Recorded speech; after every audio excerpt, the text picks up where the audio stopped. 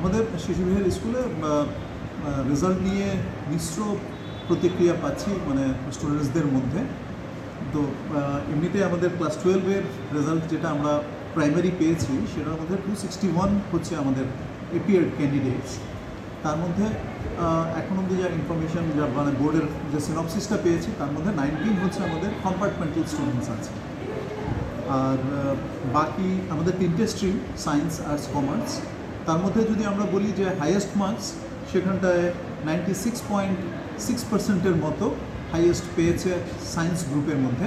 Second highest around 94.6 এরকম আছে। আর্টসের মধ্যেও 94.2% হাইয়েস্ট পেয়েছে, তারপর 93.7 সেকেন্ড হাইয়েস্ট আর্টসের মধ্যেও পেয়েছে। সেদিকটার মধ্যে কয়েকটি সাবজেক্টের মধ্যে 100-এ 100ও পেয়েছে, সেটা আমাদের খুব আনন্দের বিষয়।